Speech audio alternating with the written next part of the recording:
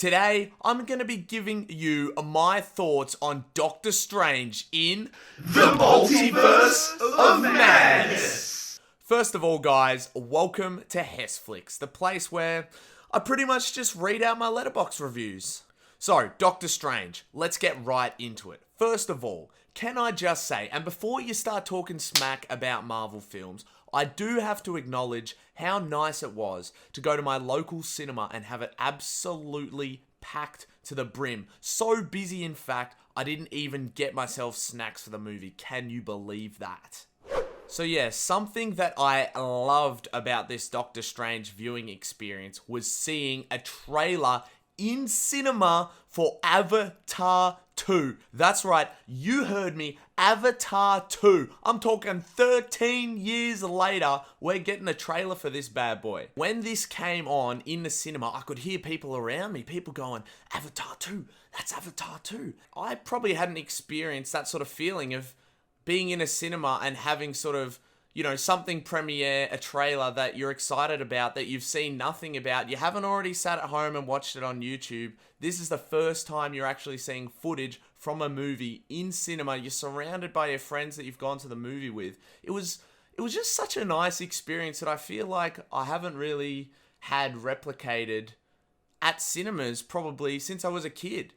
Now, guys, a big spoiler warning from here on in. So some of the things that I was really looking forward to with this movie was largely a lot of those, what I felt at the time were really unique and interesting visuals that they used in the first Doctor Strange movie. I want to see that carried over into this second one with, you know, the whole multiverse sort of concept being at their fingertips. I feel like there's so much potential with that. And Sam Raimi directing as well. You know, I am a Tobey Maguire trilogy enjoyer and do love the third movie almost as my favorite, which I know is another controversial thing to say. So yeah, that, and also growing up being a really big X-Men fan, you know, watching X-Men and the Wolverine, let's just take a minute to appreciate the brilliant opening that show had.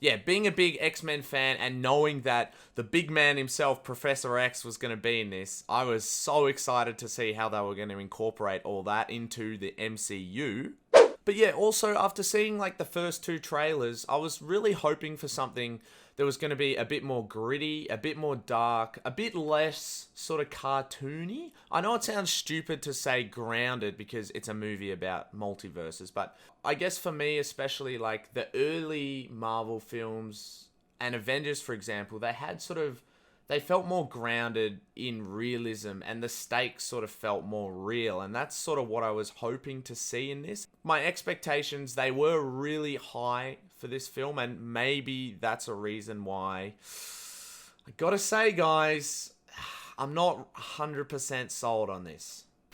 From the very first scene, I gotta say, I just felt like the writing, the dialogue, even just sort of the pacing just felt quite cheesy, sort of corny to me.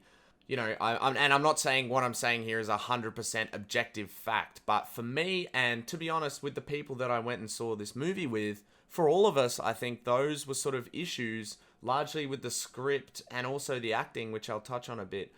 They were problems that probably lasted for the whole movie.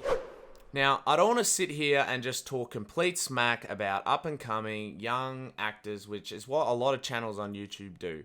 You know, I've got to have immense respect for all their talent, and let's be real, they're infinitely more talented, putting themselves out there on the worldwide stage. You know, I could never do something like that. But so in this film, you got young actors like Xochitl Gomez, who plays America Chavez, the multiverse-hopping superpowered teen, as well as Julian Hillard and Jet Klein, who play Wanda's kids. We've also seen them before in WandaVision.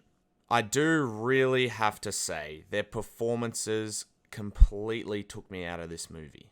I do believe, though, that it's probably not fair to blame them solely for that. I think they were given a really cheesy script. I don't know, it felt just so cartoonish and very, like, amateur sort of year 12 movie kind of dialogue. The thing is as well, Julian Hillard and Jet Klein, they've shown that, like, I didn't think that they were that bad in WandaVision as child actors. And I think they've shown through that they can be reasonably decent actors. I think maybe it's Raimi direction, but I think it is the script as well, to be honest. A little bit on America Chavez as well. Maybe, I don't know, maybe this is a normal name, a common name in America. I can't say. I haven't been there. I don't know many American people. But for me, and I know this was something that I specifically was talking about with my friends after the movie, having a main character called America, that was something else that just took us completely out of the movie every time. You know, I guess the name itself just has too many connotations with the country and whatever our ideas about that country may be. And yeah, it was just sort of left me confused. Was it meant to be a metaphor for something? I don't know. Doing a bit more research, I now understand that America is technically her name in the comics, but I think they could have adapted it more smoothly for screen. Like, a simple fix for me would be, I don't know, somehow they incorporate that as a superhero name and she's got an everyday sort of other name that is used. It just, I don't know, it just felt really on the nose to me. Oh, you're using your made-up names. Speaking of cheesy, I know I'm jumping ahead here to the end of the movie, but I literally could not believe that we had a zombified Doctor Strange with a giant gash taken out of his face, supposed to be delivering these heartfelt, serious, dramatic, cathartic monologues in, like, the climax of the film. How the hell were you supposed to take that seriously? Was it intended to be comedic? Because I had my mates next to me, Charlotte and Nat, absolutely pissing themselves laughing every time he had a line. And to be honest, I thought it was funny too. I just couldn't look past it. I don't know whether that was intentional, but it just felt like it couldn't have been for what I understood to be, like, the emotional sort of, I don't know, it sounds a bit cheesy to say myself, but like the emotional sort of pathway of the film. It didn't feel like you were supposed to be laughing at that point in the movie, even in a Marvel film. So, I don't know. Let me know in the comments if you thought that was intentional or whether it was meant to be funny, whether you found it funny. I'll only touch on it briefly as well, but the whole music battle scene too just felt completely tonally out of place. Like, I do really respect that instead of just the characters shooting CGI projectiles at each other, they were, you know, trying something a bit more creative, but to have like a main sort of threatening villain killed off by musical notes, I don't know, it just didn't sort of hit the mark for me. But yeah, I guess you can probably say that all of that stuff is probably overall nitpicking. I think a major problem that I had with this, and that I think other people have with this, is the way that it sort of dealt with Wanda's character. For those of you that have watched WandaVision, or those of you that haven't, the way that I sort of interpreted the show was that it was about her having this huge grief from losing vision, losing her kids, and learning to move on from that and accept that. But instead, in this movie, we've jumped ahead to where suddenly Wanda is this insane person that's happy to just go and straight up murder innocent people.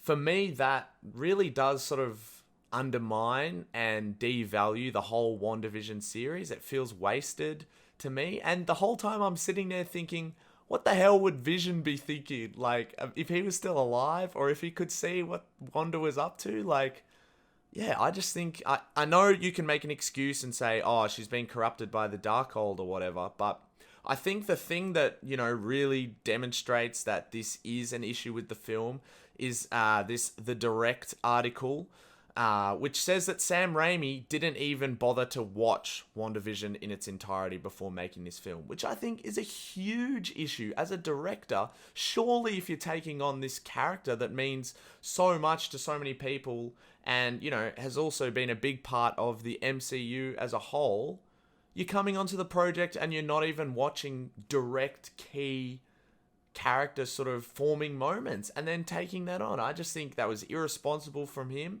and I think it really does hurt this movie.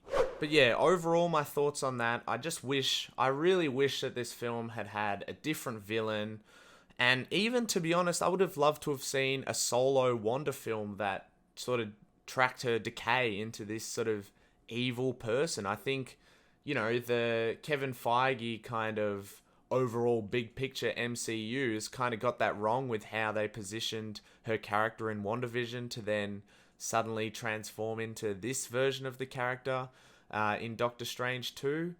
But yeah, anyway, I've talked enough smack, so I'm going to move on to some positives from this film. On that topic of Wanda, I think Elizabeth Olsen was amazing, and something that I love that Sam Raimi did was bring a real brutality to the MCU that I don't think has really been there in the other films. I think traditionally they've all sort of hid away from gore in a certain sense. And in this film, I thought it was really refreshing to see some brutal violence. I know that sounds sadistic, perhaps, but yeah, I love those scenes where you had just some really gory deaths. I know the one that everyone is going to be talking about is Black Bolt and how he died.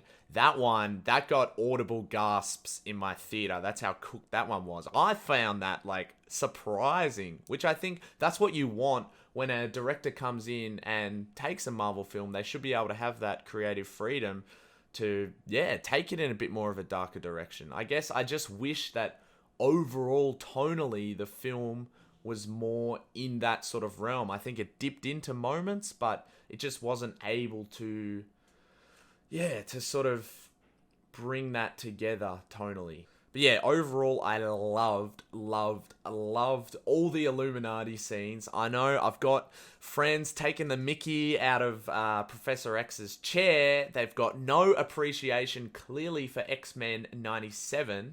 I think it was awesome to see some other Marvel characters making their debut in the MCU, specifically the one that everyone's going to be, everyone wanted, John Krasinski. Let's just hope that they are able to get him back for the Fantastic Four movie that's coming out next year. But yeah, his death as well was so brutal, and it sticks with me because, you've got Wanda saying to him, oh, do you have kids and a family? And he says yes, and that brings that into your mind as an audience member. And then next minute, the man's getting turned into spaghetti. It was brutal, but I love that. I just love that. And for me, those moments are what lift this right now, probably on the positive overall scale of my thoughts on this movie. The flashback as well, seeing them go and execute their version of Doctor Strange and having Thanos' body on screen. I love that. That was so good. That kind of multiverse sort of shenanigan kind of stuff. That's what I want to see more of, and I really wish that this film lent more into. The sequence as well where Doctor Strange and America are rapidly traveling through all the different multiverse worlds, that kind of stuff is cool. And I think probably a valid criticism of this movie is just how I think it does, in a sense, sort of waste that multiverse concept a bit. I think, we saw it in flashes, like that scene in particular, but overall, I just think, and in the end, they only travel, to 2 universes, 3 universes? I just think there was so much more potential, and I really hope that they're going to capitalize that on other shows, maybe Loki Season 2, which I think does really capitalize on that multiverse idea. But yeah, we'll just have to wait and see, I guess. Something else that I did want to touch on briefly was Bruce Campbell's cameo in the film. Basically what happens is Doctor Strange and America, they land in this different multiverse world. America's talking about how in a lot of multiverses you don't have to pay for food. So she just goes up to this stall, grabs these pizza balls. See the movie to know what that is. And this poor guy is saying, hey, you need to pay for that. And Doctor Strange basically puts a spell on him that makes him punch himself for hours on end. And if you look at that from just a moral perspective, this is a hardworking individual, just trying to run a business, wants to get paid for his hard work, and you've got a Marvel superhero basically abusing him for that. It's not very hero-like, and I mean, it's funny, but it's also... But yeah, in the final cutscene of the movie, you go back to Bruce Campbell and he's still punching himself in the face because of the Doctor Strange spell. And then suddenly he stops, he gets control of his hand again. he looks directly at the camera and he smiles and says, "It's finally over." Now, for me, having somewhat of a mixed reaction, leaning towards negative at certain moments of this film, I interpreted that almost as Raimi acknowledging that the film was garbage by sort of breaking that third wall, having almost a metaphor of the punches, the guy punching himself being like you in the audience, having sat through that, and now it's finally over. I know that this is probably more likely a homage to Evil Dead, but I don't know. I just thought there was something a little bit strange in that. It almost felt a bit meta, like, yeah, we know Marvel's trash. You've just forced yourself to sit through it and now you can go home. It kind of felt like that to me. I don't know. Again, I know, yeah, I've said this a lot of times this video, but do let me know in the comments your thoughts on that one as well. What do you think? Is there anything in that, or am I just looking for something where all it is an Evil Dead little joke? So yeah, overall guys, I do have mixed feelings about this movie. Some of the cheesy dialogue, the really, really poor acting, the wasted potential somewhat of the multiverse, as well as Wanda's character arc, that stuff does leave a sour taste in my mouth that I can't really get out. But that being said, some of the positive stuff that I have touched on here, and yeah, the Illuminati stuff, I know it's just a small part of the movie, but I love that so much. And so for now, I'm probably going to give it just the benefit of the doubt here and give it 3 stars out of 5. Although that being said, on rewatch, I could easily see this dropping down to a 2.5 or a 2. Anyway guys, if you stuck around to listen to all that, I really do appreciate it. If you want to hear any more of my movie thoughts, please consider subscribing to see that. Some other plans that I have for this channel. I also have a letterboxd where I've written a whole bunch of reviews and review every movie I watch. So please consider checking that out. Anyway, thank you so much for watching guys. I'll see you in the next one.